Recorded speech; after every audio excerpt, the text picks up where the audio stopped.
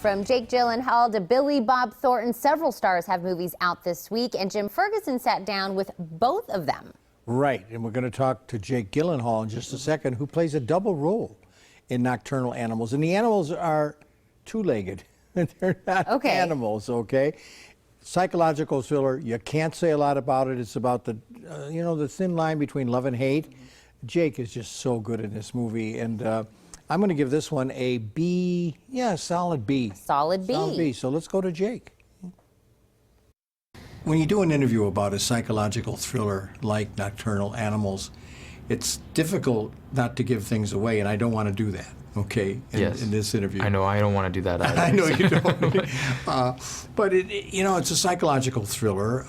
And the book itself, Tony and Susan, was, they called a book within a book, and this is a movie within a movie. And you have the challenge of playing in both portions of the story.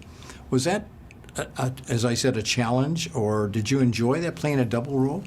I mean, you love that. I mean, I love that. I mean, I think that's obviously, for an actor, it's this wonderful bait, But this one, I've played dual roles in movies before, and this one I always considered to be one character, just within different contexts. There's the author of the book, and then I play the author of the book and also the main character in the book. So in that way, he's an extension of the author.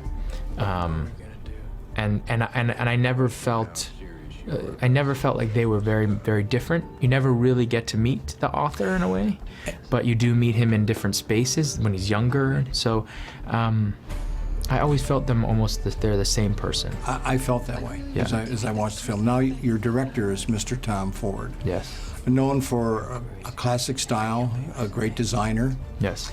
Was there something special about him? You've worked with so many great directors that you could make just a quick comment. Yes, Tom is one of those sort of fascinating characters, very mannered in his personality, and obviously we know him as a fashion designer, but he is really making movies to, I think, show his vulnerability, that vulnerability you don't see in his other work. Yeah. And he's so passionate about this story. It was so important for him to tell this story. And he wrote the screenplay, too. And you can tell that, Oh, it was a beautiful screenplay. Talk about beautiful. In my opinion, there's a scene where you break down your character as Tony. And I felt that was a Ward performance. I don't know how many times you had to do that, but wow. I did that a lot. Not a lot, no. No, I did it a lot. We did a number you of did takes. a lot, I think we did do a number of takes of it, but... Like Aaron on the toilet. Yeah, maybe, yeah. Jake, obviously... Now you got to see it. Yeah, that's definitely up my alley. Jake's a great actor, but I saw Amy Adams and Amy Adams is in it, and Michael Shannon, a wonderful actor. So it's a good cast, and I recommend it to be. Now, we're going to go from a psychological thriller, Nocturnal Animals, to Santa Claus is back. Completely different. Bad Santa 2. Of course, Billy Bob plays Willie Skoke, and his mother's in this one, played by Kathy Bates. And you won't believe Kathy in this movie. And of course, Tony Cox, the little guy, joins him. It's extremely raunchy, and I'm sorry, Billy Bob, but I got to go with a C in this one. Ooh, a C. C or a C minus. Yeah. Ah, well, but you talked to Billy Bob? Yeah. Do you want to hear my interview? Let's see. Okay.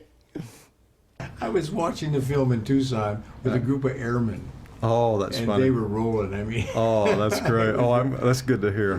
That's Bad good to hear. Santa 2, he's back in uniform. Right? Oh, yeah, he sure is, yeah. Now, I mean, Arizona, the film, am I correct, opens in Phoenix. It does, yes. That's correct. And the first one was in Phoenix. Of course, Willie's getting in trouble, but you know what I like what you did? You set up his attitude with the voiceover. The narration, did you like that? Yeah, I did like that, yeah. Yeah, I like voiceover narration when it's used as an organic part of the thing, and not something after the fact that you do. And this was always planned that way. And we know where Willie's coming from with the narration. Now he runs into his old buddy Marcus, played by Tony Cox. Yeah. And he's got a deal for him. Yeah. Back in my hometown, in Chicago. Oh, in Chicago, sure. Absolutely. Yeah, they're headed off to Chicago They're this headed time. off to Chicago. And in Chicago, of course, it's Christmas time. It's very cold there. And he meets a sunny mother. Oh, yeah. Played by Exactly. Kathy Bates. She's as cold as the weather, am I right? I'm telling you. Yeah, if just when you think Willie can't be, must be the worst guy out there on the streets, you run into his mother, and it's like, oh, okay, that's where he got it. Yeah. The dialogue, Billy, with you and Tony, it's incredible. Are you guys making that up, or is it scripted pretty much? Or? We do our own things sometimes. Yeah. You know, there's great stuff already in the script, you know, and but every now and then we'll throw a little gem in there. But I love doing scenes with Tony. He entertains me to no end. The banter between the two of you. Yeah, I love it. It's Always good stuff. loved it. It was good to be back in that.